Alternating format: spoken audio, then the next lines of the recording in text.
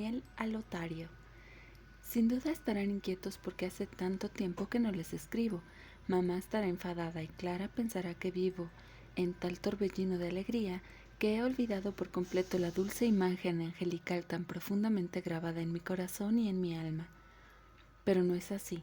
Cada día, cada hora, pienso en ustedes y el rostro encantador de Clara vuelve una y otra vez en mis sueños. Sus ojos transparentes me miran con dulzura y su boca me sonríe como antaño. Cuando volvía junto a ustedes, ¡ay de mí! ¿Cómo podría haberles escrito con la violencia que anidaba en mi espíritu y que hasta ahora ha turbado todos mis pensamientos? Algo espantoso se ha introducido en mi vida. Sombríos presentimientos de un destino cruel y amenazador se ciernen sobre mí, como nubes negras impenetrables a los alegres rayos del sol. Debo decirte lo que me ha sucedido, debo hacerlo, es preciso, pero solo con pensarlo oigo a mi alrededor risas burlonas. Ay, querido Lotario, ¿cómo hacer para intentar solamente que comprendas que lo que me sucedió hace unos días ha podido turbar mi vida de una forma terrible?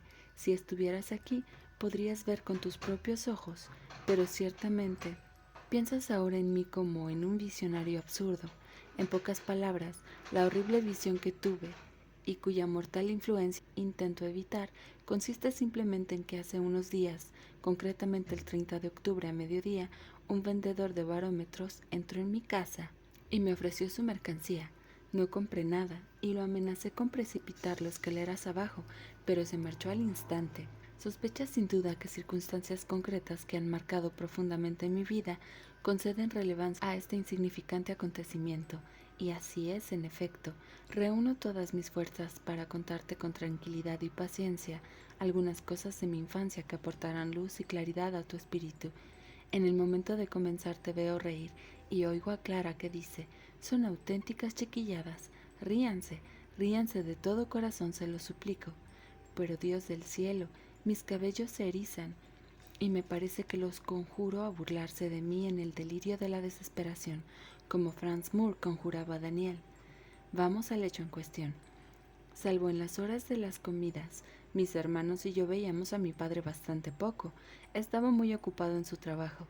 Después de la cena, que conforme a las antiguas costumbres se servía a las 7, íbamos todos, nuestra madre con nosotros, al despacho de nuestro padre, y nos sentábamos a una mesa redonda. Mi padre fumaba su pipa y bebía un gran vaso de cerveza. Con frecuencia nos contaba historias maravillosas y sus relatos lo apasionaban tanto que dejaba que su pipa se apagase. Yo estaba encargado de encendérsela de nuevo con una astilla prendida, lo cual me producía un indescriptible placer. También a menudo nos daba libros con láminas y permanecía silencioso e inmóvil en su sillón, apartando espesas nubes de humo que nos envolvían a todos como la niebla. En este tipo de veladas mi madre estaba muy triste y apenas oía sonar las 9 exclamaba: vamos, niños, a la cama. El hombre de arena está al llegar. Ya lo oigo. Y en efecto se oía entonces retumbar en la escalera graves pasos. Debía ser el hombre de arena. En cierta ocasión aquel ruido me produjo más escalofríos que de costumbre, y pregunté a mi padre mientras nos acompañaba: oye, mamá, ¿quién es ese malvado hombre de arena que nos aleja siempre del lado de papá? ¿Qué aspecto tiene? No existe tal hombre de arena, cariño, me respondió mi madre. Cuando digo bien el hombre de arena, quiero decir que tienen que ir a la cama y que sus párpados se cierran involuntariamente, como si alguien les hubiera tirado arena a los ojos. La respuesta de mi madre no me satisfizo, y mi infantil imaginación adivinaba que mi madre había negado la existencia del hombre de arena para no asustarnos. Pero yo lo oía siempre subir las escaleras. Lleno de curiosidad e impaciente por asegurarme de la existencia de este hombre, pregunté a una vieja criada que cuidaba de la más pequeña de mis hermanas quién era aquel personaje. Ah, mi pequeño Nathaniel, me contestó, ¿no lo sabes? Es un hombre malo que viene a buscar a los niños cuando no quieren irse a la cama y les arroja un puñado de arena a los ojos haciéndolos llorar sangre. Luego los mete en un saco y se los lleva a la luna creciente para divertir a sus hijos que esperan en el nido y tienen picos encorvados como las lechuzas para comerles los ojos a picotazos. Desde entonces la imagen del hombre de arena se grabó en mi espíritu de forma terrible, y por la noche, en el instante en que las escaleras retumbaban con el ruido de sus pasos, temblaba de ansiedad y de horror, Mi madre solo podía entonces arrancarme estas palabras ahogadas por mis lágrimas. El hombre de arena, el hombre de arena. Corrí al dormitorio y aquella terrible aparición me atormentaba durante toda la noche. Yo tenía ya la edad suficiente como para pensar que la historia del hombre de arena y sus hijos en el nido de la luna creciente, según la contaba la vieja criada, no era del todo exacta. Sin embargo, el hombre de arena siguió siendo para mí un espectro amenazador. El terror se apoderaba de mí cuando lo oía subir al despacho de mi padre. Algunas veces duraba su ausencia largo tiempo. Luego, sus visitas volvían a ser frecuentes. Aquello duró varios años. No podía acostumbrarme a tan extraña aparición, y la sombría figura de aquel desconocido no palidecía en mi pensamiento. Su relación con mi padre ocupaba cada vez más mi imaginación. La idea de preguntarle a él me sumía en un insuperable temor, y el deseo de indagar el misterio de ver al legendario hombre de arena aumentaba en mí con los años. El hombre de arena me había deslizado en el mundo de lo fantástico, donde el espíritu infantil se introduce tan fácilmente. Nada me complacía tanto como leer o escuchar horribles historias de genios, brujas y duendes, pero por encima de todas las escalofriantes apariciones, prefería la del hombre de arena, que dibujaba con tiza y carbón en las mesas, en los armarios y en las paredes bajo las formas más espantosas. Cuando cumplí 10 años, mi madre me asignó una habitación para mí solo en el corredor, no lejos de la de mi padre. Como siempre, al sonar las 9, el desconocido se hacía oír y había que retirarse. Desde mi habitación lo oía entrar en el despacho de mi padre, y poco después me parecía que un imperceptible vapor se extendía por toda la casa. La curiosidad por ver al hombre de arena de la forma que fuese crecía en mí cada vez más. Alguna vez abrí mi puerta, cuando mi padre ya se había ido, y me deslicé en el corredor, pero no pude oír nada, pues siempre había cerrado yo la puerta cuando alcanzaba la posición adecuada para poder verle. Finalmente, empujado por un deseo irresistible, decidí esconderme en el gabinete de mi padre y esperar allí mismo al hombre de arena. Por el semblante taciturno de mi padre y por la tristeza de mi madre, supe una noche que vendría el hombre de arena. Pretexté un enorme cansancio y abandonando la sala antes de las 9, fui a esconderme detrás de la puerta. La puerta de la calle crujió en sus goznes y lentos pasos. Dardos y amenazadores retumbaron desde el vestíbulo hasta las escaleras. Mi madre y los niños pasaron apresuradamente ante mí. Abrí despacio, muy despacio, la puerta del gabinete de mi padre. Estaba sentado como de costumbre en silencio y de espaldas a la puerta. No me vio, y corrí a esconderme detrás de una cortina que tapaba un armario en el que estaban colgados sus trajes. Después, los pasos se oyeron cada vez más cerca. Alguien tosía, resoplaba y murmuraba de forma singular. El corazón me latía de miedo y expectación.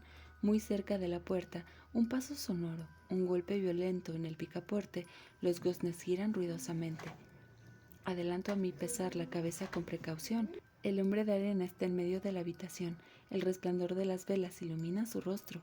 El hombre de arena, el terrible hombre de arena, es el viejo abogado Coppelius, que a veces se sienta a nuestra mesa. Pero el más horrible de los rostros no me hubiera causado más espanto que el de aquel Coppelius. Imagínate a un hombre de anchos hombros con una enorme cabeza deforme, una tez mate, cejas grises y espesas bajo las que brillan dos ojos verdes como los de los gatos, y una nariz gigantesca que desciende bruscamente sobre sus gruesos labios. Su boca torcida se encorva aún más con su burlona sonrisa. En sus mejillas, dos manchas rojas y unos acentos a la vez sordos y silbantes se escapan de entre sus dientes irregulares. Coppelius aparecía siempre con un traje color ceniza de una hechura pasada de moda, chaqueta y pantalones del mismo color, medias negras y zapatos con hebillas de strass. Su corta peluca, que apenas cubría su cuello, terminaba en dos bucles pegados que soportaban sus grandes orejas, de un rojo vivo, e iba a perderse en un amplio tafetán negro que se desplegaba aquí y allá en su espalda y dejaba ver el broche de plata que sujetaba su lazo. Aquella cara ofrecía un aspecto horrible y repugnante, pero lo que más nos chocaba a nosotros, niños, eran aquellas grandes manos, velludas y huesudas. Cuando él las dirigía hacia algún objeto, nos guardábamos de tocarlo. Él se había dado cuenta de esto y se complacía en tocar los pasteles o las frutas confitadas que nuestra madre había puesto sigilosamente en nuestros platos. Entonces él gozaba viendo nuestros ojos llenos de lágrimas, al no poder ya saborear por asco y repulsión las golosinas que él había rozado. Lo mismo hacía los días de fiesta, cuando nuestro padre nos servía un vasito de vino dulce. Entonces se apresuraba a coger el vaso y lo acercaba a sus labios azulados y reía diabólicamente viendo cómo solo podíamos exteriorizar nuestra rabia con leves sollozos. Acostumbraba a llamarnos los animalitos. En presencia suya no nos estaba permitido decir una sola palabra y maldecíamos con toda nuestra alma a aquel personaje odioso, a aquel enemigo que envenenaba deliberadamente nuestra más pequeña alegría. Mi madre parecía odiar tanto como nosotros al repugnante Coppelius, pues desde el instante en que aparecía, su dulce alegría y su despreocupada forma de ser se tornaban en una triste y sombría gravedad. Nuestro padre se comportaba con Coppelius como si éste perteneciera a un rango superior y hubiera que soportar sus desaires con buen ánimo. Nunca dejaba de ofrecerle sus platos favoritos y descorchaba en su honor vinos de reserva. Al ver entonces a Coppelius me di cuenta de que ningún otro podía haber sido el hombre de arena. Pero el hombre de arena ya no era para mí aquel ogro del cuento de la niñera que se llevaba a los niños a la luna, al nido de sus hijos con pico de lechuza. No, era una diosa y fantasmagórica criatura que dondequiera que se presentase traía tormento y necesidad, causando un mal durable, eterno. Yo estaba como embrujado con la cabeza entre las cortinas, a riesgo de ser descubierto y cruelmente castigado. Mi padre recibió alegremente a Coppelius.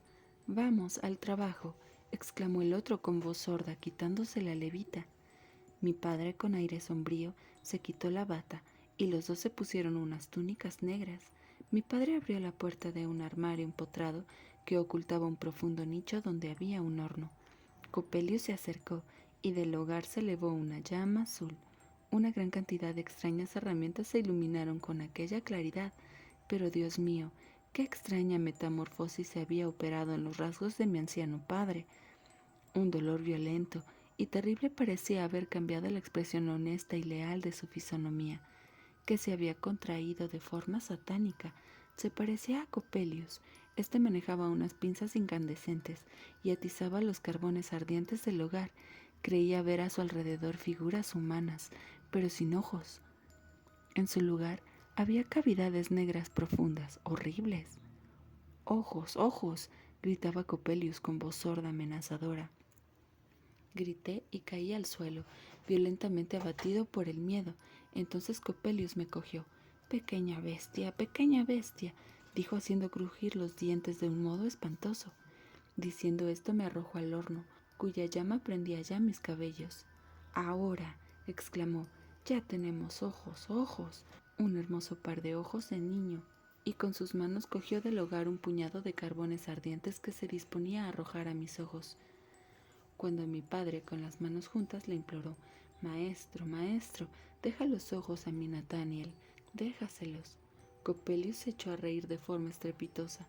«Que el niño conserve sus ojos para que éstos realicen su trabajo en el mundo, pero puesto que está aquí, observemos atentamente el mecanismo de sus pies y de sus manos». Sus dedos apretaron todas las articulaciones de mis miembros que crujieron, y me retorció las manos y los pies de una forma y de otra. «Esto no está del todo bien, tan bien como estaba.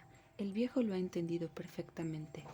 Coppelius murmuraba esto mientras me retorcía, pero pronto todo se volvió obscuro y confuso a mi alrededor. Un dolor nervioso agitó todo mi ser. No sentí nada más. Un vapor dulce y cálido se derramó sobre mi rostro. Desperté como del sueño de la muerte. Mi madre estaba inclinada sobre mí. «¿Está aquí el hombre de arena?», balbucí. «No, mi niño, está muy lejos, se fue hace mucho, no te hará daño», así decía mi madre, y me besaba estrechando contra su corazón al niño querido que le era devuelto. «¿Por qué cansarte por más tiempo con estas historias, querido Lotario? Fui descubierto y cruelmente maltratado por Coppelius. La ansiedad y el miedo me causaron una ardiente fiebre que padecí durante algunas semanas. ¿Está aún aquí el hombre de arena?». Estas fueron las primeras palabras de mi salvación y el primer signo de mi curación. Solo me quedaba contarte el instante más horrible de mi infancia. Después te habrás convencido de que no hay que acusar a mis ojos de que todo me parezca sin color en la vida, pues un sombrío destino ha levantado una densa nube ante todos los objetos, y solo mi muerte podrá disiparla. Coppelius no volvió a aparecer. Se dijo que había abandonado la ciudad. Había transcurrido un año y cierta noche, según la antigua e invariable costumbre, estábamos sentados en la mesa redonda. Nuestro padre estaba muy alegre y nos contaba historias divertidas que le habían sucedido en los viajes de su juventud. En el momento en el que el reloj daba las 9, oímos sonar los goznes de la puerta de la casa y unos graves pasos retumbaron desde el vestíbulo hasta las escaleras. Es Coppelius, dijo mi madre palideciendo. Sí, es Coppelius, repitió mi padre con voz entrecortada. Las lágrimas asomaron a los ojos de mi madre. Padre, ¿es preciso? Por última vez, respondió. Viene por última vez, te lo juro. Ve con los niños. Buenas noches. Yo estaba petrificado, me faltaba el aire. Mi madre, viéndome inmóvil, me cogió del brazo. Ven, Nathaniel, me dijo. Me dejé llevar a mi habitación. Estate tranquilo y acuéstate, duerme, me dijo al irse, pero un terror invencible me agitaba y no pude cerrar los ojos. El horrible, el odioso Coppelius estaba ante mí, con sus ojos destellantes, sonriéndome hipócrita, e intentaba alejar su imagen. Era cerca de medianoche cuando se oyó un golpe violento, como la detonación de un arma de fuego. La casa entera se tambaleó. Alguien pasó corriendo por delante de mi cuarto, y la puerta de la calle se cerró estrepitosamente de un porrazo. Es Coppelius, grité fuera de mí y salté de la cama. Oí gemidos. Corrí a la habitación de mi padre. La puerta estaba abierta.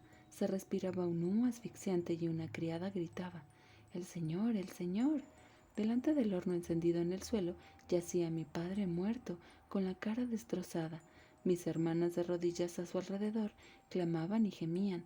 Mi madre había caído inmóvil junto a su marido. Coppelius, monstruo infame, has asesinado a mi padre, grité, y caí sin sentido. 2 días más tarde, cuando colocaron su cuerpo en el ataúd, sus rasgos habían vuelto a ser serenos y dulces como lo fueron durante toda su vida. Aquella imagen mitigó mi dolor. Pensé que su alianza con el infernal Coppelius no lo había llevado a la condenación eterna. La explosión había despertado a los vecinos. El suceso causó sensación y las autoridades que tuvieron conocimiento del mismo requirieron la presencia de Coppelius, pero había desaparecido de la ciudad sin dejar rastro. Si te dijera, querido amigo, que el vendedor de barómetros no era otro sino el miserable Coppelius, comprenderías el horror que me produjo tan desgraciada y enemiga aparición. Llevaba otro traje, pero los rasgos de Coppelius están demasiado profundamente marcados en mi alma como para poder equivocarme. Además, Coppelius ni siquiera ha cambiado de nombre. Se hace pasar aquí, según tengo oído, por un mecánico piamontés llamado Giuseppe Coppola. Estoy decidido a vengar la muerte de mi padre.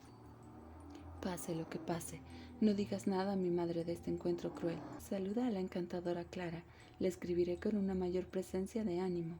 Queda con Dios, etc. Clara a Nathaniel. Es cierto que hace mucho que no me has escrito, pero creo, sin embargo, que me llevas en tu alma y en tus pensamientos, pues pensabas vivamente en mí cuando, queriendo enviar la última carta a mi hermano Lotario, la suscribiste a mi nombre. La abrí con alegría y solo me di cuenta de mi error al ver estas palabras. Ay, mi querido Lotario, sin duda no debería haber seguido leyendo, y debí entregar la carta a mi hermano. Alguna vez me has reprochado entre risas el que yo tuviera un espíritu tan apacible y tranquilo, que si la casa se derrumbara, antes de huir, colocaría en su sitio una cortina mal puesta, pero apenas podía respirar, y todo daba vueltas ante mis ojos. Mi querido Nathaniel, al saber la infortunada causa que ha turbado tu vida, separación eterna, no verte nunca más, este presentimiento me atravesaba como un puñal ardiente. Leí y volví a leer. Tu descripción del repugnante Coppelius es horrible. Así he sabido la forma cruel en que murió tu anciano y venerable padre. Mi hermano, a quien remití lo que le pertenecía, intentó tranquilizarme sin conseguirlo. El fatal vendedor de barómetros Giuseppe Coppola me perseguía y casi me avergüenza confesar que ha turbado con terribles imágenes mi sueño. siempre profundo y tranquilo. Pero de pronto, desde la mañana siguiente, todo me parece distinto. No estés enfadado conmigo, amor mío, si Lotario te dice que a pesar de tus funestos presentimientos sobre Copelius, no se altera mi serenidad en absoluto. Te diré sinceramente lo que pienso. Las cosas terribles de que hablas tienen su origen dentro de ti mismo. El mundo exterior y real tiene poco que ver. El viejo Copelius sin duda era repelente, pero como odiaba a los niños, esto producía en ustedes verdadero horror hacia él. El hombre de arena de la niñera se asoció en tu imaginación infantil al viejo Copelius, quien, sin que te dieras cuenta, permaneció en ti como un fantasma de tus primeros años. Sus entrevistas nocturnas con tu padre no tenían otro objeto que realizar experimentos de alquimia, cosa que afligía a tu madre, pues posiblemente costaba mucho dinero, y aquella ocupación, además de llenar a su esposo de una engañosa esperanza de sabiduría, lo apartaba del cuidado de su familia. Tu padre sin duda causó su muerte por imprudencia suya, y Copelius no es culpable. ¿Creerías que ayer pregunté a un viejo vecino boticario si los experimentos químicos podían causar explosiones mortales?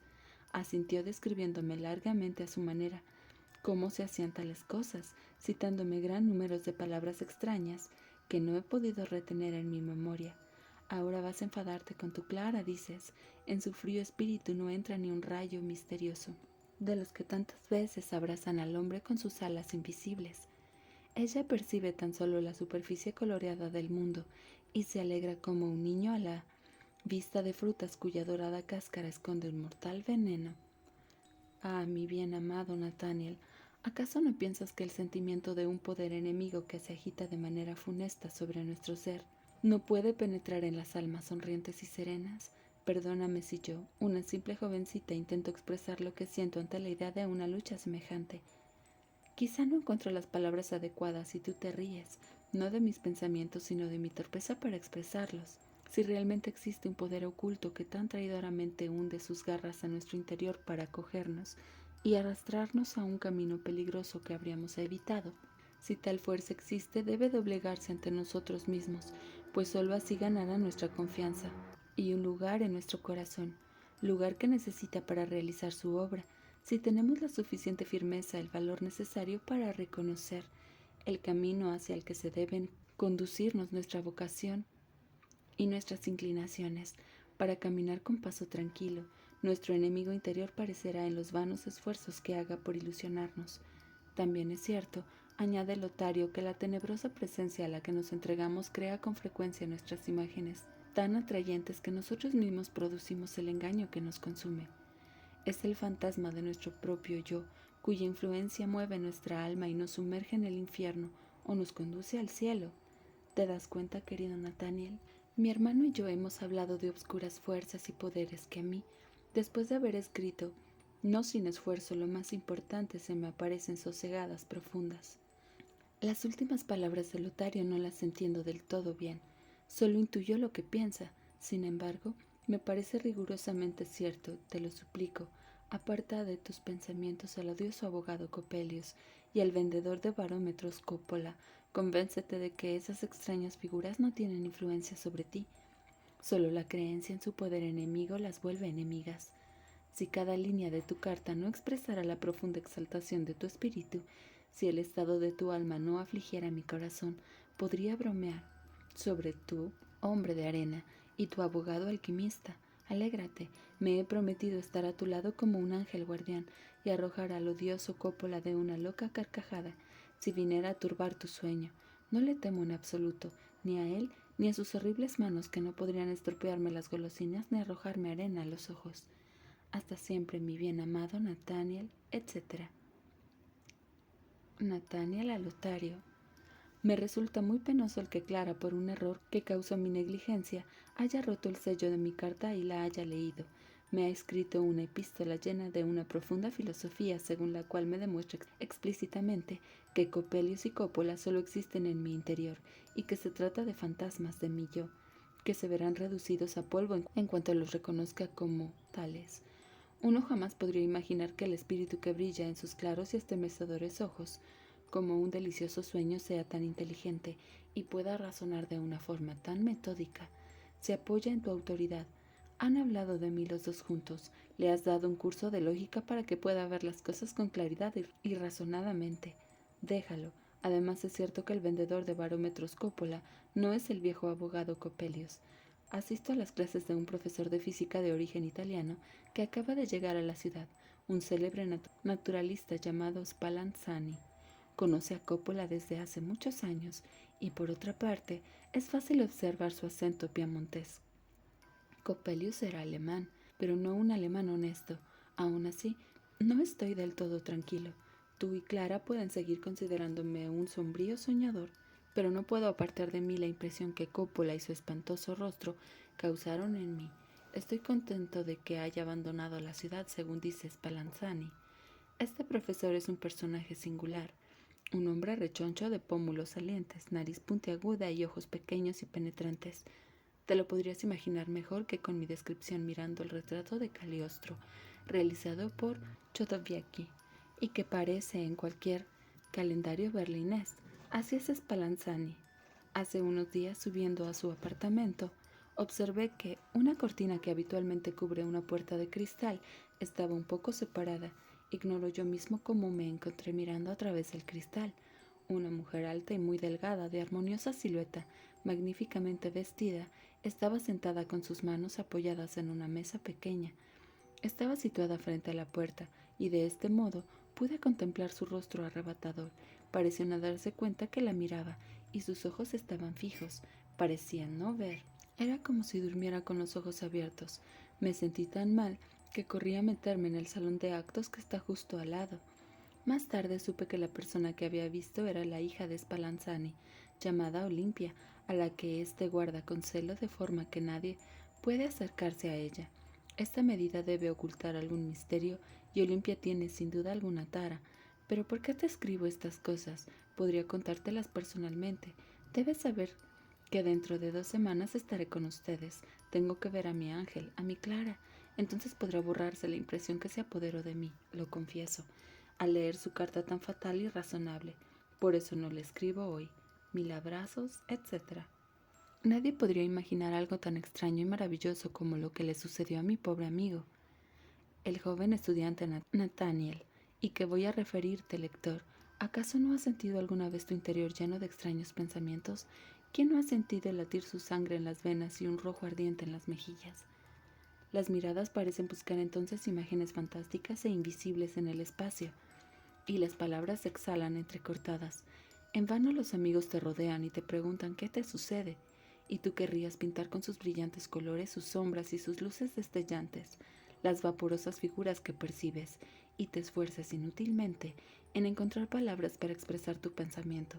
Querrías reproducir con una sola palabra todo cuanto estas apariciones tienen de maravilloso, de magnífico, de sombrío horror y de alegría inaudita, para sacudir a los amigos como una descarga eléctrica, pero toda palabra, cada frase, te parece descolorida, glacial, sin vida. Buscas y rebuscas y balbuceas y murmuras, y las tímidas preguntas de tus amigos vienen a golpear, como el soplo del viento, tu ardiente imaginación hasta acabar apagándola. Pero si tú, como tu hábil pintor, trazas un rápido esbozo de tales imágenes interiores, del mismo modo puedes también animar con poco esfuerzo los colores y hacerlos cada vez más brillantes, y las diversas figuras fascinan a los amigos que te ven en medio del mundo que tu alma ha creado. Debo confesar que a mi querido lector nadie me ha preguntado por la historia del joven Nathaniel, pero tú sabes que yo pertenezco a esa clase de autores que cuando se encuentra en el estado de ánimo que acabo de describir, se imagina que cuantos lo rodean e incluso el mundo entero le preguntan ¿qué te pasa? Cuéntanos. Así una fuerza poderosa me obliga a hablarte del fatal destino de Nathaniel. Su vida singular me impresionaba, y por esta razón me atormentaba la idea de comenzar su historia de una manera significativa, original. Érase una vez. Bonito principio, para aburrir a todo el mundo.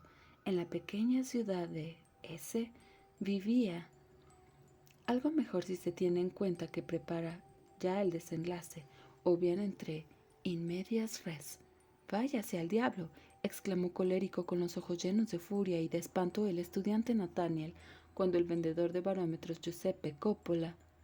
Así había empezado yo a escribir cuando creí ver algo de burla en la enfurecida mirada de Nathaniel, aunque la historia no es en absoluto divertida.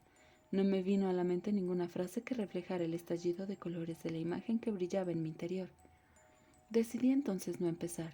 Toma, querido lector, las 3 cartas que mi amigo Lotario me invitó a compartir como el esbozo del cuadro que me esforzaré en el curso de la narración, en animar cada vez con más colorido lo mejor que pueda. Quizá consiga, como un buen retratista, dar a algún personaje un toque expresivo de manera que al ver lo encuentres parecido al original, aún sin conocerlo, y te parecerá verlo en persona. Quizá creerás, lector, que no hay nada tan maravilloso y fantástico como la vida real, y que el poeta se limita a recoger un pálido brillo, como un espejo sin pulir, para que desde el principio quede claro lo que es necesario saber. Hay que añadir como aclaración a las cartas que inmediatamente después de la muerte del padre de Nathaniel, Clara y Lotario, hijos de un pariente lejano también recientemente fallecido, fueron recogidos por la madre de aquel. Clara y Nathaniel sintieron una fuerte inclinación mutua, contra la que nadie tuvo nada que oponer. Estaban, pues, prometidos cuando Nathaniel abandonó la ciudad para proseguir sus estudios en G. Aquí se encuentra, mientras escribe su última carta y asiste al curso del célebre profesor de física Spallanzani.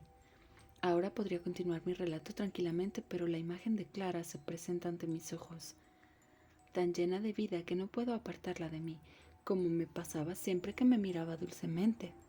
No podía decirse que Clara fuese bella. Esto pensaban al menos los entendidos en belleza. Sin embargo, los arquitectos elogiaban la pureza de las líneas de su talle. Los pintores decían que su nuca, sus hombros y su seno eran tal vez y demasiado castos. Pero todos amaban su maravillosa cabellera, que recordaba a la de la Magdalena, y coincidían en el color de su tez, digno de un Battoni. Uno de ellos, un auténtico extravagante, comparaba sus ojos a un lago de Ruizael, donde se reflejaban el azul del cielo, el colorido del bosque y las flores del campo, la vida apacible. Poetas y virtuosos iban más lejos y decían: como hablan de lagos y de espejos, no podemos contemplar a esta muchacha sin que su mirada haga brotar de nuestra alma cantos y armonías celestes, que nos sobrecogen y nos animan. ¿Acaso no cantamos nosotros también? Y alguna vez hasta creemos leer en la tenue sonrisa de Clara, que es como un cántico, no obstante algunos tonos disonantes. Así era, Clara. Poseía la imaginación alegre y vivaz de un niño inocente, un alma de mujer tierna y delicada, y una inteligencia penetrante y lúcida.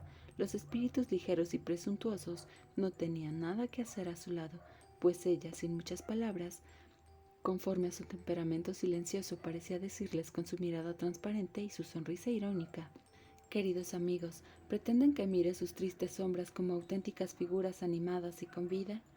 Por esta razón Clara fue acusada por muchos de ser fría, prosaica e insensible, pero otros, que veían la vida con más claridad, amaban fervorosamente a esta joven y encantadora muchacha, pero nadie tanto como Nathaniel, quien se dedicaba a las ciencias y a las artes con pasión. Clara le correspondía con toda su alma. Las primeras nubes de tristeza pasaron por su vida cuando se separó de ella. Con cuánta alegría se arrojó en sus brazos cuando él, al volver a su ciudad natal, entró en casa de su madre, como había anunciado en su última carta a Lotario. Sucedió entonces lo que Nathaniel había imaginado. En el momento en que volvió a ver a Clara, desapareció la imagen del abogado Coppelius y la fatal y razonable carta de Clara, que tanto lo había contrariado. Sin embargo, Nathaniel tenía razón cuando escribía a su amigo Lotario que su encuentro con el repugnante vendedor de barómetros había ejercido una funesta influencia en su vida. Todos sintieron desde los primeros días de su estancia que Nathaniel había cambiado su forma de ser, se hundía en sombrías ensoñaciones y se comportaba de un modo extraño, no habitual en él. La vida era solo sueños y presentimientos.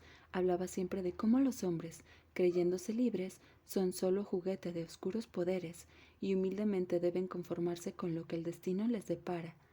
Aún iba más lejos, y afirmaba que era una locura creer que el arte y las ciencias pueden ser creados a nuestro antojo, puesto que la exaltación necesaria para crear no proviene de nuestro interior, sino de una fuerza exterior, de la que no somos dueños. Clara no estaba de acuerdo con esos delirios místicos, pero era inútil refutarlos. Solo cuando Nathaniel afirmaba que Coppelius era el principio maligno que se había apoderado de él en el momento en que se escondió tras la cortina para observarlo, y que aquel demonio enemigo turbaría su dichoso amor, Clara decía seriamente: sí, Nathaniel, tienes razón. Coppelius es un principio maligno y enemigo. Puede actuar de forma espantosa como una fuerza diabólica que se introduce visiblemente en tu vida, pero solo si no lo destierras de tu pensamiento y de tu alma. Mientras tú creas en él, existirá. Su poder está en tu credulidad. Nathaniel, irritado al ver que Clara solo admitía la existencia del demonio en su interior, quiso probársela por medio de doctrinas místicas de demonios y fuerzas obscuras. Pero Clara interrumpió la discusión con una frase indiferente. Con gran disgusto de Nathaniel. Pensó entonces que las almas frías encerraban estos profundos misterios sin saberlo, y que Clara pertenecía a esa naturaleza secundaria, por lo cual decidió hacer todo lo posible para iniciarla en tales secretos. Al día siguiente, mientras Clara preparaba el desayuno, fue a su lado y empezó a leer diversos pasajes de libros místicos, hasta que Clara dijo: pero mi querido Nathaniel, ¿y si yo te considerase a ti como el principio diabólico que actúa contra mi café? ¿Por qué se me pasa el día escuchándote? Mientras lees y mirándote a los ojos como tú quieres, el café herviría en el fuego y no desayunarías ninguno. Nathaniel cerró el libro de golpe y se dirigió malhumorado a su habitación. En otro tiempo había escrito cuentos agradables y animados que Clara escuchaba con indescriptible placer, pero ahora sus composiciones eran sombrías, incomprensibles, vagas, y podía sentir en el indulgente silencio de Clara que no eran de su gusto.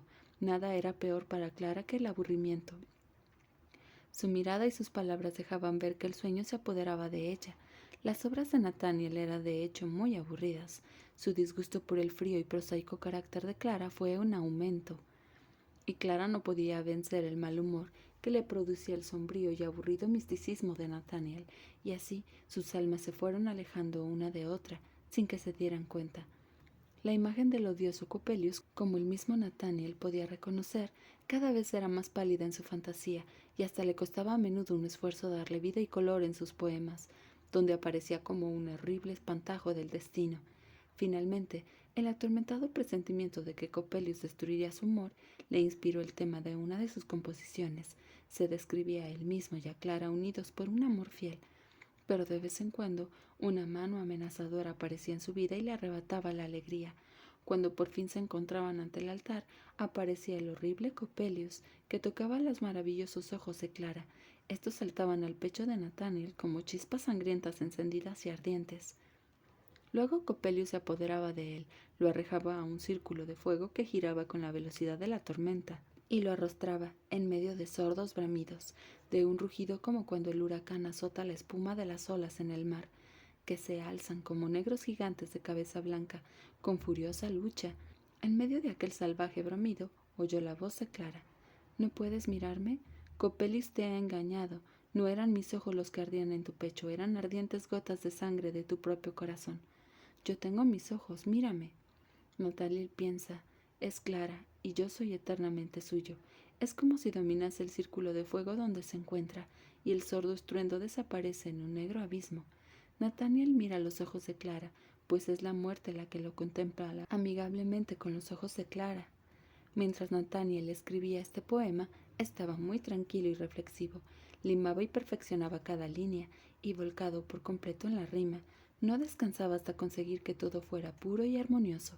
Cuando terminó y leyó el poema en voz alta, el horror se apoderó de él y exclamó espantado: ¿De quién es esa horrible voz? Enseguida le pareció, sin embargo, que había escrito un poema excelente, y que podría inflamar el frío ánimo de Clara sin darse cuenta de que así conseguiría sobresaltarla con terribles imágenes que presagiaban un destino fatal que destruiría su amor. Nathaniel y Clara se hallaban sentados en el pequeño jardín de su madre. Clara estaba muy alegre porque Nathaniel, desde hacía 3 días durante los cuales había trabajado en el poema, no la había atormentado con sus sueños y presentimientos. También Nathaniel hablaba con entusiasmo y alegría de cosas divertidas, de modo que Clara dijo: ahora vuelvo a tenerte. ¿Ves cómo hemos desterrado al odioso Coppelius? Nathaniel entonces se acordó de que llevaba el poema en el bolsillo y que deseaba leérselo. Sacó las hojas y comenzó su lectura. Clara, esperando algo aburrido como de costumbre y resignándose, empezó a hacer punto, pero del mismo modo que se van levantando los negros y cada vez más sombríos nubarrones, Dejó caer su labor y miró fijamente a Nathaniel a los ojos. Este seguía su lectura fascinado, con las mejillas encendidas y los ojos llenos de lágrimas. Cuando terminó, suspiró profundamente abatido, cogió la mano de Clara y sollozando exclamó desconsolado: «Ah, Clara, Clara». Clara lo estrechó contra su pecho y seria le dijo dulcemente: «Nathaniel, querido Nathaniel, arroja al fuego esa loca y absurda historia». Nathaniel se levantó indignado y exclamó apartándose de Clara: «Eres un autómata inanimado y maldito», y se alejó corriendo. Clara se echó a llorar amargamente y decía entre sollozos: «Nunca me ha amado, pues no me comprende». Lotario apareció en el cenador, y Clara tuvo que contarle lo que había sucedido. Como amaba a su hermana con toda su alma, cada una de sus cejas caía como una chispa en su interior, de tal modo que el disgusto que llevaba en su corazón desde hacía tiempo contra el visionario Nathaniel se transformó en una cólera terrible. Corrió tras él y le reprochó con tan duras palabras su loca conducta para con su querida hermana, que el fogoso Nathaniel contestó de igual manera. Los insultos de fatuo, insensato y loco fueron contestados por los de desgraciado y vulgar. El duelo era inevitable. Decidieron batirse a la mañana siguiente detrás del jardín y, conforme a las reglas académicas con afilados floretes, se separaron sombríos y silenciosos. Clara había oído la violenta discusión y al ver que el padrino traía los floretes al atardecer, presintió lo que iba a ocurrir. Llegados al lugar del desafío, se quitaron las levitas en medio de un hondo silencio, e iban a abalanzarse uno sobre otro con los ojos relampagueantes de ardor sangriento. Cuando apareció Clara en la puerta del jardín, separándolos, exclamó entre sollozos: «Locos, salvajes, tendrán que matarme a mí antes que uno de ustedes caiga. ¿Cómo podría seguir viviendo en este mundo si mi amado matara a mi hermano o mi hermano a mi amado?» Lotario dejó caer el arma y bajó los ojos en silencio. Pero Nathaniel sintió renacer dentro de sí toda la fuerza de su amor hacia Clara de la misma manera que lo había sentido en los hermosos días de la juventud. El arma homicida cayó de sus manos y se arrojó a los pies de Clara diciendo: «¿Podrás perdonarme alguna vez tú, mi querida Clara, mi único amor? ¿Podrás perdonarme, querido hermano Lotario?» Lotario se conmovió al ver el profundo dolor de su amigo. Derramando abundantes lágrimas, se abrazaron los tres y se juraron permanecer unidos por el amor y la fidelidad. A Nathaniel le pareció haberse librado de una pesada carga que lo oprimía, como si se hubiera librado de un obscuro poder que amenazaba todo su ser. Permaneció aún durante 3 felices días junto a sus bienamados hasta que regresó a G, donde debía permanecer un año más antes de volver para siempre a su ciudad natal. A la madre de Nathaniel se le ocultó todo lo referente a Copelius, pues sabían que no podían pensar sin horror en aquel hombre a quien, al igual que Nathaniel, culpaba de la muerte de su esposo. ¿Cuál no sería la sorpresa de Nathaniel cuando al llegar a su casa en G vio que ésta había ardido entera y que solo quedaban de ella los muros y un montón de escombros? El fuego había comenzado en el laboratorio del químico, situado en el piso bajo.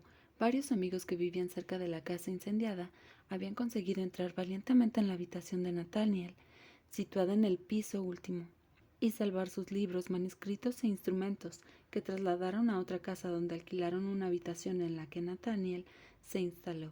No se dio cuenta al principio de que el profesor Spallanzani vivía enfrente, y no llamó especialmente su atención observar que desde su ventana podía ver el interior de la habitación, donde Olimpia estaba sentada a solas. Podía reconocer su silueta claramente, aunque los rasgos de su cara continuaban borrosos, pero acabó por extrañarse de que Olimpia permaneciera en la misma posición, igual que la había descubierto la primera vez, a través de la puerta de cristal, sin ninguna ocupación, sentada junto a la mesita con la mirada fija, invariablemente dirigida hacia él. Tuvo que confesarse que no había visto nunca una belleza como la suya, pero la imagen de Clara seguía instalada en su corazón, y la inmóvil Olimpia le fue indiferente, y solo de vez en cuando dirigía una mirada furtiva por encima de su libro hacia la hermosa estatua. Eso era todo. Un día estaba escribiendo a Clara, cuando llamaron suavemente a la puerta. Al abrirla, vio el repugnante rostro de Coppola.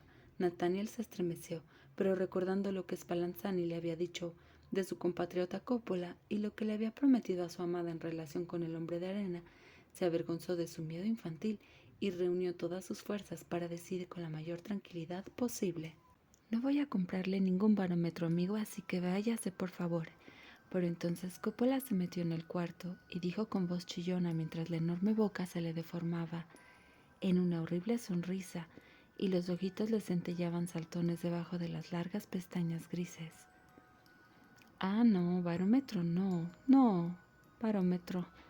Tengo lindos ojos, lindos ojos.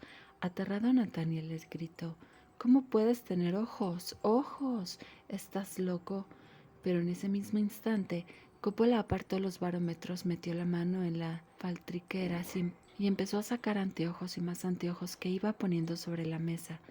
Anteojo, anteojo, para encima de la nariz. Esos son mis ojos. Pero en ese mismo instante, metió la mano en las faltriqueras y empezó a sacar anteojos y más anteojos que iba poniendo sobre la mesa. Anteojo, anteojo, para encima de la nariz. Esos son mis ojos, lindos ojos. Y seguía sacando más y más anteojos, de modo que toda la mesa empezó a brillar y lanzar extraños destellos. 1000 ojos miraban y se contraían convulsivamente y se clavaban en Nathaniel. Pero él no podía apartar la mirada de la mesa, y Coppola seguía poniendo anteojos, y cada vez eran más salvajes las miradas llameantes que se mezclaban, y disparaban sus rayos rojos como sangre contra el pecho de Nathaniel. Aterrado gritó entonces, «Basta, basta, hombre espantoso». Había tomado del brazo a Coppola, que en ese momento metía la mano en el bolsillo para sacar más anteojos. «Ah, nada para usted, pero aquí lindos prismáticos». Con estas palabras y una carcajada penetrante, juntó todos los anteojos, los guardó y sacó de otro bolsillo de su capa una cantidad de largavistas de distintos tamaños. No bien desaparecieron los anteojos, Nathaniel se tranquilizó y pensando en Clara comprendió que aquel espectro terrible solo había surgido de su propio interior y también que Coppola era un óptico honorable que no podía ser de ninguna manera el doble maldito y el espíritu resucitado de Coppelius. Además, todos los prismáticos que Coppola había puesto sobre la mesa no tenían nada de extraordinario, o por lo menos no eran tétricos como los anteojos, y para quedar bien, Nathaniel decidió comprarle algo a Coppola. Tomó entonces un par de prismáticos de bolsillo, pequeños y muy bien terminados, y para probarlos miró con ellos por la ventana. Nunca en su vida había visto una lente que acercara los objetos a los ojos con tanta pureza y claridad. Involuntariamente miró hacia la habitación de Spallanzani. Olimpia estaba sentada frente a la mesita como siempre, con los brazos apoyados y las manos plegadas. Ahora sí pudo contemplar Nathaniel el bellísimo rostro de Olimpia. Solo los ojos le parecían muy raros, extrañamente inmóviles y muertos, pero a medida que iba fijando más y más la vista en ella, parecía como si en los ojos de Olimpia despertaran húmedos rayos de luna. Era como si recién en ese momento se hubiese encendido su mirada, que brillaba cada vez más con mayor intensidad.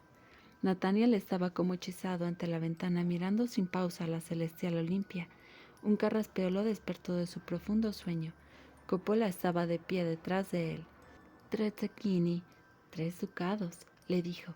Nathaniel se había olvidado completamente del vendedor de anteojos. Pagó inmediatamente lo pedido.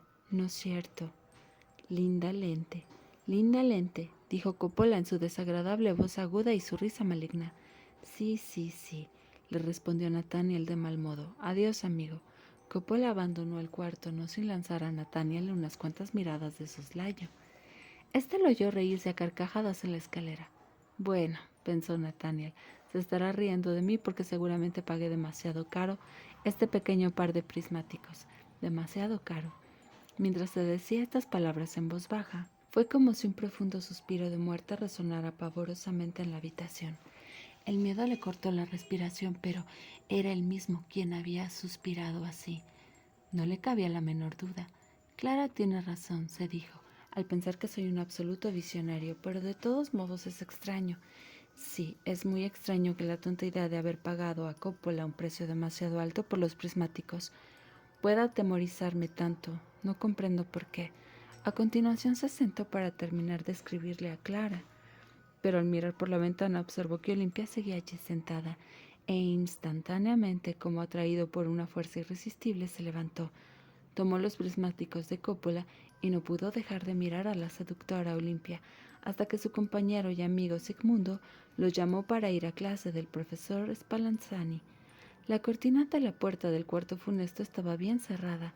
No pudo ver a Olimpia allí, y tampoco pudo describirla en su cuarto durante los 2 días subsiguientes, a pesar de que apenas abandonaba la ventana y miraba a toda hora con los prismáticos de Coppola. Al tercer día corrieron la cortina sobre esa ventana. Desesperado e impulsado por un anhelo, por un deseo vehemente, corrió hasta el portón. La figura de Olimpia se mecía ante él, cortando el aire. Luego se asomaba entre los arbustos y lo miraba con grandes ojos brillantes desde las claras aguas del estanque. La imagen de Clara había desaparecido por completo y no pensaba sino en Olimpia, y se lamentaba en voz alta. Oh, tú, mi hermosa estrella de amor, te has encendido ante mis ojos solo para volver a ocultarte enseguida, abandonándome en la noche oscura y sin esperanzas. Ya estaba por regresar a su cuarto cuando observó que en la casa de Spallanzani se producía un gran alboroto.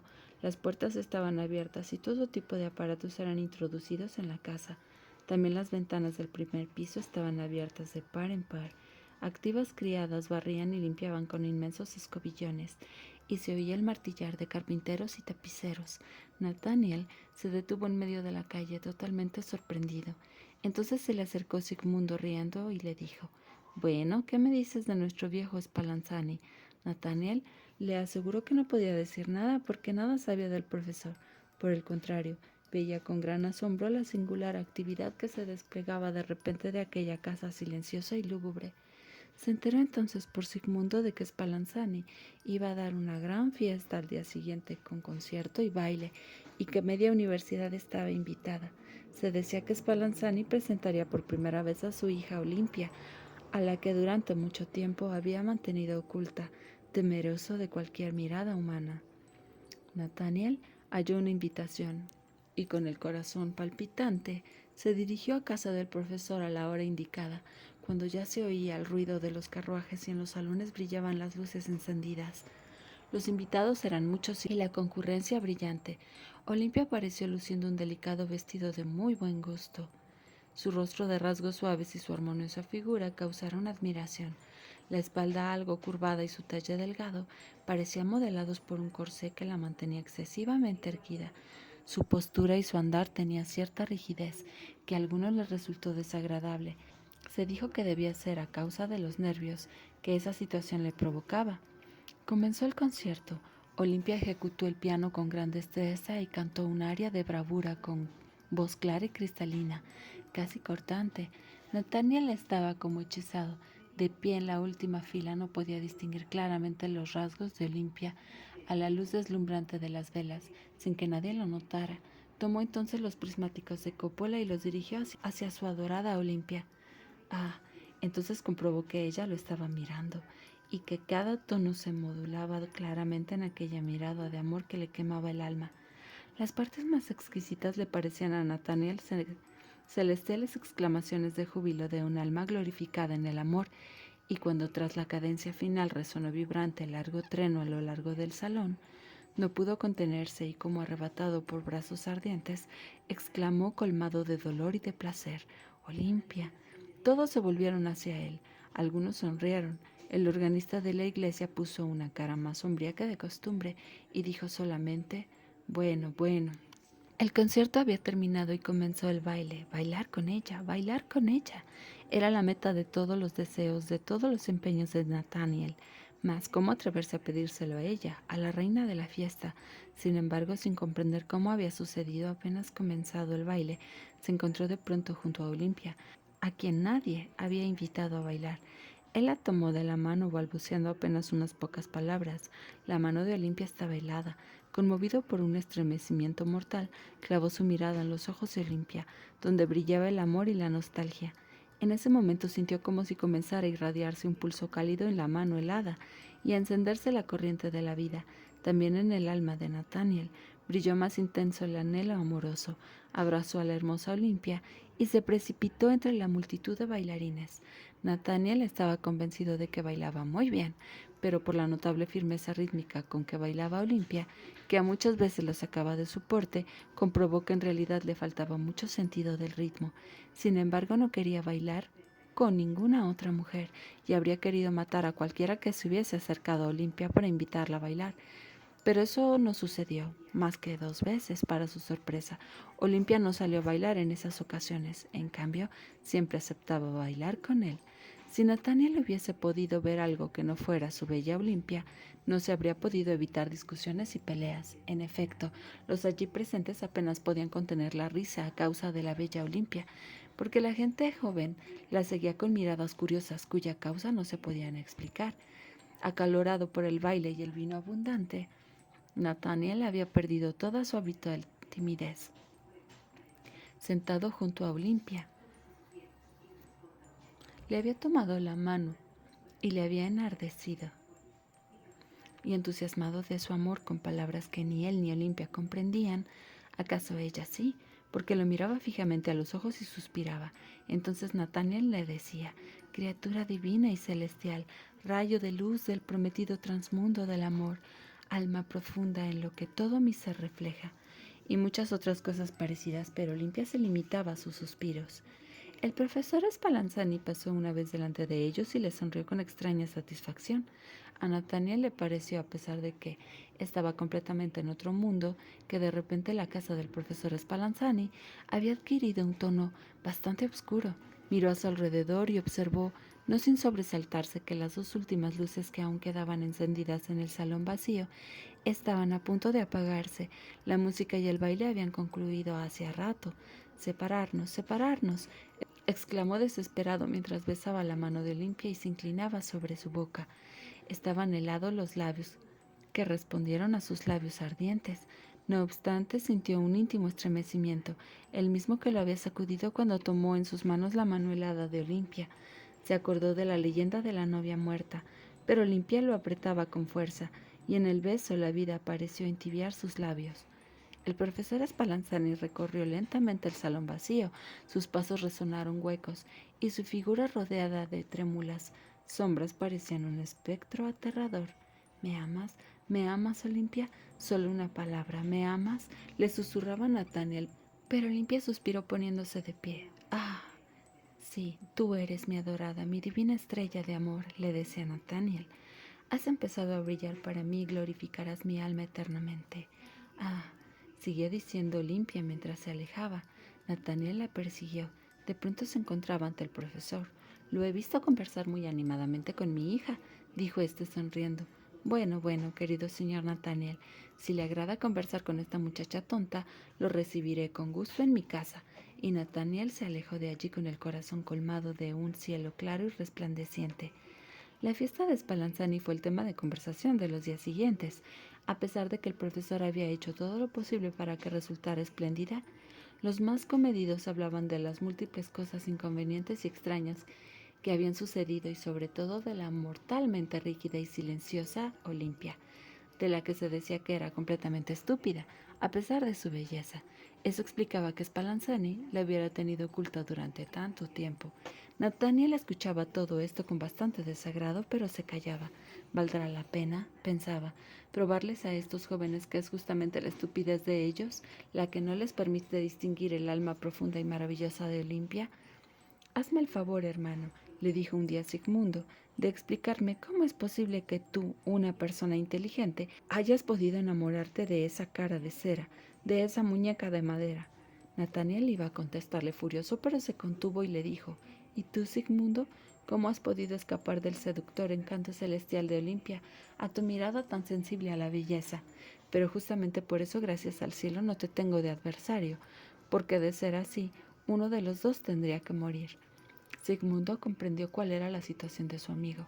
Cambió hábilmente de tema y, después de expresar que en el amor no cabían juicios, agregó: «Lo curioso es que muchos de nosotros tenemos una opinión bastante parecida sobre Olimpia. No lo tomes a mal, hermano, pero nos parece extrañamente rígida y como carente de alma. Su cuerpo es proporcionado, también su rostro es cierto. Podría decirse que es linda, si su mirada no fuera tan yerta. Casi parece no tener vista. Su andar es extraordinariamente regular. Cada movimiento parece el resultado de un mecanismo de relojería. Su manera de tocar el piano, de cantar, tiene ese ritmo insulso y exacto de una máquina. Y lo mismo ocurre con su modo de bailar. En resumen, Olimpia nos ha parecido espantosa. No nos ha interesado en absoluto. Sentíamos que si bien actuaba como un ser vivo, la cosa era muy distinta». Nathaniel no se entregó al amargo sentimiento que lo acosó al escuchar estas palabras de Sigmundo. Dominó su disgusto y le dijo con toda seriedad: «Claro que Olimpia tiene que resultarles espantosas a ustedes, que son fríos y prosaicos. Solo el espíritu poético se le revela lo que es afín. Solo yo vi su mirada amorosa que iluminó mis sentidos y mi mente. Solo en el amor de Olimpia me reencuentro conmigo misma. A ustedes puede disgustarles que ella no intervenga en conversaciones triviales, como lo hacen otros espíritus simples. Habla poco, es cierto, pero esas pocas palabras son como verdaderos jeroglíficos del mundo interior pleno de amor y del supremo conocimiento de la vida espiritual, en la contemplación del trasmundo interno. Pero como ustedes no entienden de esos temas, no vale la pena hablar de ello». «Que Dios te ayude, hermano», le dijo Sigmundo en voz muy baja, casi dolorosamente, «pero me parece que vas por muy mal camino. ¿Puedes contar conmigo todo? No, no voy a decir más». Nathaniel sintió de repente que el frío y el prosaico Sigmundo quería lo mejor para él y le estrechó la mano con profundo afecto. Nathaniel olvidó por completo que existía una Clara en el mundo a la que una vez había amado. Su madre, Lotario, todos se borraron de su memoria. Vivía solamente para Olimpia, junto a la que pasaba tardes enteras fantaseando cerca de su amor, de la renovada simpatía hacia la vida, de las selectivas afinidades psíquicas, y Olimpia escuchaba todo con intensa devoción. Desde las profundidades más insondables de su escritorio rescató Nathaniel todo lo que alguna vez escribiera: poemas, fantasías, visiones, cuentos, novelas, que día a día acrecentaba con sonetos, estancias y canciones disparatadas, que incansablemente leía para Olimpia durante horas. Nunca había tenido una oyente tan perfecta. No bordaba ni tejía, no miraba por la ventana, ni les daba de comer a los pajaritos, no jugaba con un perro faldero ni con un gato, no se entretenía con recortes de papel u otras cosas, y tampoco ocultaba un bostezo tras una tosecilla leve y artificial. En pocas palabras, se pasaba las horas enteras con la mirada fija en su amado, sin moverse, y aquella mirada era cada vez más ardiente, más llena de vida. Solo cuando Nathaniel se levantaba por fin y le besaba la mano y también los labios, decía ella: «Ah», y después: «Buenas noches, mi amor». «Alma celestial», exclamaba Nathaniel en su cuarto, solo tú me comprendes». Se estremecía, extasiado, cuando pensaba en la maravillosa armonía que iba manifestándose diariamente entre su alma y la de Olimpia, porque era como si ella le hablara de su obra y de su sentido poético, desde lo más hondo de su propio ser, como si la voz de ella resonara realmente por sí misma en el interior de Nathaniel. Y así tenía que ser, porque Olimpia jamás pronunció más palabras que las ya dichas. Cuando Nathaniel pensaba en instantes de lucidez, por ejemplo en la mañana al despertarse, en la absoluta pasividad y el laconismo de Olimpia, se decía sin embargo: «¿De qué valen las palabras? La mirada de sus ojos celestiales dice más que cualquier lenguaje terrenal. ¿Puede acaso una criatura celeste introducirse en el estrecho círculo que traza la miserable necesidad terrena?». El profesor Spallanzani parecía muy contento con la relación de su hija y Nathaniel. A este le demostraba su complacencia con señas inequívocas, y cuando Nathaniel se atrevió a insinuar una unión con Olimpia, esbozó una sonrisa de oreja a oreja y dijo que su hija estaba en total libertad de decidir lo que quisiera. Animado por estas palabras, con una pasión ardiente en el corazón, Nathaniel decidió que al día siguiente le rogaría a Olimpia que le dijera con palabras lo que su dulce mirada ya le había manifestado hacía tiempo, que quería pertenecerle para siempre. Fue a buscar el anillo de su madre. Le regalara cuando se fue de su casa, para dárselo a Olimpia como símbolo de su entrega. Mientras estaba en eso, vio las cartas de Clara y de Lotario, pero las dejó a un lado con indiferencia. Encontró el anillo, se lo guardó y salió corriendo a casa de Olimpia. Ya en la escalera y luego en el corredor, escuchó con alboroto extraño, que parecía provenir del estudio de Spallanzani, un ruido como de algo que se rompe, chirridos, golpes contra la puerta, y entre medio gritos y maldiciones. «Suelta, suelta, infame, maldito, para esto haber trabajado toda una vida». «Ja, ja, ja, no era esto lo que habíamos pactado. Yo hice los ojos, yo la maquinaria». «Al diablo con tu maquinaria, perro maldito, relojero, idiota, fuera, Satanás, espera, bestia infernal, espera, fuera, suelta». Eran las voces de Spallanzani y de Coppelius las que vociferaban y reían así. El profesor sujetaba por los hombros una figura humana de mujer y el italiano Coppola por los pies. Tironeaban cada uno por su lado, peleándose furiosos por su posesión. Nathaniel retrocedió con espanto al reconocer a Olimpia en aquella figura.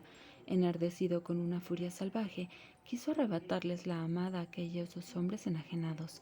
Pero en ese momento Coppola se dio vuelta y con una fuerza monstruosa le arrancó al profesor la figura de las manos y le dio con ella un golpe tremendo que lo hizo tambalear y caer de espaldas sobre la mesa llena de redomas, botellas, retortas y tubos de vidrio. Todos los aparatos se rompieron en 1000 pedazos.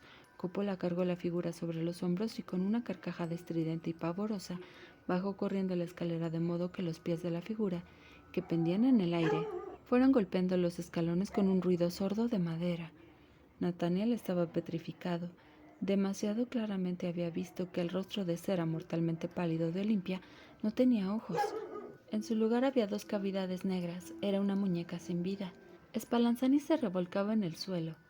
Los vidrios rotos le habían provocado heridas en la cabeza y en el pecho. La sangre manaba a borbotones, pero consiguió reunir fuerzas. Síguelo, síguelo, ¿qué esperas? Coppelius me robó mi mejor autómata. 20 años de trabajo, puse mi vida en ellos. El mecanismo de cuerda, la voz, el andar. Míos, los ojos que te robó. Maldito condenado, síguelo. Búscame a Olimpia, ahí tiene los ojos. Nathaniel vio que un par de ojos sanguinolentos lo miraban desde el piso. Spallanzani se apoderó de ellos con la mano sana y se los arrojó al pecho. Entonces un delirio abrazó a Nathaniel con sus garras hirvientes y penetró en su interior, arrebatándole el sentido y la capacidad de pensar. Uy, uy, uy, círculo de fuego, fuego, gira, lindo, lindo, muñequita de madera, oh, gira, gira, muñequita de madera. Y diciendo esto se arrojó sobre el profesor y comenzó a apretarle la garganta. Lo habría asfixiado, pero el alboroto había atraído a muchas personas que entraron violentamente, arrancaron del suelo al furibundo Nathaniel y salvaron así al profesor, que fue vendado de inmediato. Sigmundo no consiguió, a pesar de toda su fuerza, atacar al loco, que seguía gritando con voz espantosa, gira, gira, muñequita de madera, y lanzaba golpes al aire con los puños cerrados. Finalmente la fuerza conjunta de unos cuantos hombres logró someterlo, arrojándolo al suelo y atándolo. Sus palabras se deshicieron en un aullido animal. Así, entre gritos espantosos, fue conducido al manicomio. Antes de que te siga contando lo que pasó después con el desgraciado Nathaniel, te diré, por si ello te interesa, que el hábil físico y fabricante de autómatas Spallanzani se ha restablecido totalmente de sus heridas. Debió abandonar la universidad porque la historia de Nathaniel armó gran revuelo y en todos los círculos se consideró un engaño absurdo y un verdadero abuso llevar una muñeca de madera en lugar de una persona de carne y hueso a reuniones de té formales. Olimpia las había frecuentado con éxito. Los juristas calificaron al hecho de hábil estafa, tanto más condenable por cuanto había sido realizada en perjuicio del público y con tanta astucia que ningún hombre, a excepción de algunos estudiantes muy inteligentes, la había notado, a pesar de que ahora todos afirman que Olimpia les había resultado sospechosa y apelan para ello a todo tipo de circunstancias, que no revelaron nada razonable, porque, por ejemplo, podía haberle resultado sospechoso a alguien, según lo manifestado por un elegante frecuentador de los tés, que Olimpia hubiese estornudado más veces que bostezado. Contra todo uso y costumbre, en primer lugar, según este elegante caballero, el mecanismo oculto hace cierto ruido, etc. El profesor de literatura y retórica tomó una pizca de tabaco, cerró la lata, tosió ligeramente y dijo en tono solemne: Estimadas señoras y señores, ¿acaso no perciben ustedes de que se trata de una alegoría, de una metáfora? Ustedes comprenden, sapientista, pero muchos estimados caballeros no se dieron por satisfechos. La historia del mecanismo automático se había arraigado profundamente en ellos y comenzaron a sospechar espantosamente de toda persona. Para convencerse completamente de que no amaban a una muñeca de madera, muchos enamorados exigieron a sus amadas que cantaran desentonadamente, bailaran mal, que bordaran o tejieran cuando ellos les leían algo, que jugaran con el perrito, etc. Pero sobre todo, que no solamente escucharan, sino que también intervinieran en la conversación, manifestando un pensamiento y una sensibilidad propias. En muchos casos, esto hizo que la relación se fortaleciera y se hiciera más agradable. En otros, por el contrario, Los enamorados fueron separándose más y más. En verdad, no se pueden poner las manos en el fuego, decían muchos. En los tés se bostezaba constantemente y jamás estornudaba. Spallanzani debía huir para evitar un juicio por haber introducido engañosamente un autómata en la comunidad humana. Coppola también desapareció. Finalmente Nathaniel despertó de su profunda pesadilla, abrió los ojos y sintió que una indescriptible sensación de bienestar lo colmaba con una suave tibieza. Yacía en su cuarto de la casa paterna, y Clara permanecía inclinada sobre él. No lejos se hallaba la madre y Lotario. Por fin, mi querido Nathaniel, por fin estás curado de una enfermedad tan terrible. Ahora eres mío otra vez. Así le dijo Clara desde lo más profundo de su corazón, y abrazó a Nathaniel.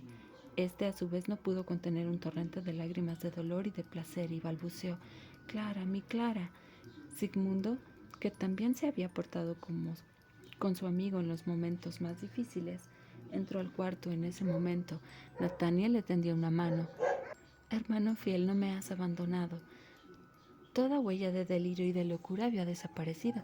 Nathaniel se restablecía pronto bajo el cuidado constante de la madre, la amada y el amigo.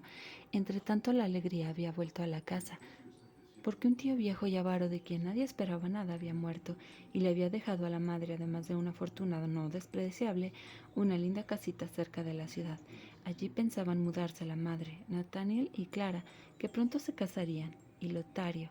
Nathaniel estaba más sereno que nunca y valoraba en su totalidad el alma pura y delicada de Clara. Nadie le recordaba tampoco ni con una mínima alusión del pasado. Solo cuando Sigmundo se marchó le dijo a Nathaniel: Por Dios, hermano, iba por mal camino, pero un ángel me condujo a tiempo hacia el sendero de la luz. Fue Clara. Sigmundo no lo dejó seguir hablando, temeroso de que volvieran a su mente recuerdos e imágenes que podían afectarlo profundamente. Así llegó el día en que aquellas 4 personas felices habrían de mudarse a la casita. Hacia el mediodía, paseaban por las calles de la ciudad. Habían comparado algunas casas. La torre del ayuntamiento arrojaba sobre el mercado su sombra gigantesca. «Ay», dijo Clara, «subamos una vez más y contemplemos desde lo alto las montañas lejanas». Dicho y hecho, los dos, Nathaniel y Clara, subieron a la torre. La madre se fue a casa con la criada, y Lotario, sin ganas de subir tantos escalones, decidió esperar abajo. Allá estaban los enamorados del brazo en el mirador más alto de la torre y contemplaban los etéreos bosques detrás de los que se erguían, como una ciudad de gigantes, las montañas azules. «Fíjate qué extraña esa mata gris que parece avanzar regularmente hacia nosotros», le dijo Clara. Nathaniel introdujo mecánicamente una mano en el bolsillo donde aguardaban los prismáticos de Coppola. Miró con ellos hacia el costado. Claro, estaba ante la lente. Entonces comenzó a sentir extrañas convulsiones en sus venas y arterias. Mortalmente pálido, miraba a Clara, pero al poco tiempo empezaron a arder y crepitar corrientes de fuego en sus ojos revueltos. Clara estaba ante la lente, entonces comenzó a sentir extrañas convulsiones en sus venas y arterias. Mortalmente pálido miraba a Clara, pero al poco tiempo empezaron a arder y crepitar corrientes de fuego en sus ojos revueltos. Aulló como un animal acosado, dio un salto y una carcajada estremecedora y gritó: «Muñequita de madera, gira, gira, muñequita de madera». Luego con fuerza descomunal tomó a Clara y quiso arrojarla de la torre, pero ella se aferró desesperadamente a la baranda. Lotario escuchó los aullidos del loco y también los gritos de Clara. Un presentimiento horrible lo estremeció. Subió corriendo a la puerta de la segunda escalera. Estaba cerrada. Los gritos de Clara comenzaban a apagarse. «¡Socorro, socorro, sálvenme!». Así moría la voz en el viento. «Está muerta. El loco la asesinó», gritó un Lotario. También la puerta del mirador estaba cerrada. La desesperación le dio fuerzas desmesuradas. Hizo saltar la puerta. Dios santo. Clara se mecía en el aire, por encima del balcón, en brazos de Nathaniel. Solo con una mano permanecía aferrada a los barrotes de hierro. Con la velocidad de un rayo sujetó Lotario a su hermana trayéndola hacia el mirador, y en ese mismo instante golpeó con el puño cerrado al loco, que retrocedió y soltó a su presa. Lotario bajó las escaleras corriendo con su desvanecida hermana en brazos. Estaba a salvo. Nathaniel seguía delirando en el mirador, daba saltos y gritaba: «Círculo de fuego, gira, gira, círculo de fuego». Al escuchar los gritos salvajes, la gente fue concentrándose. Entre todos se distinguía el gigantesco abogado Coppelius, que había llegado ese día a la ciudad y se dirigía al mercado. Los hombres querían subir para agarrar al loco, pero Coppelius, lanzando una carcajada, dijo: Esperen que pronto bajará solo. Y siguió mirando hacia arriba como los demás. De repente Nathaniel quedó como petrificado, se inclinó y divisó a Copelius, y con un grito salvaje, ¡ah, lindos ojos, lindos ojos!, saltó por encima de la baranda. Cuando cayó sobre el pavimento con el cráneo destrozado, Copelius ya no estaba entre los observadores. Años más tarde, algunas personas aseguraban haber visto a Clara en una lejana aldea, sentada ante la puerta de una linda casita de la mano de un hombre de aspecto apacible, y ante ella jugaban dos niñitos alegres. Habría que concluir, pues, que Clara encontró aún la tranquila paz hogareña que anhelaba su sensibilidad alegre y serena, y que Nathaniel, interiormente desgarrado, jamás habría podido brindarle.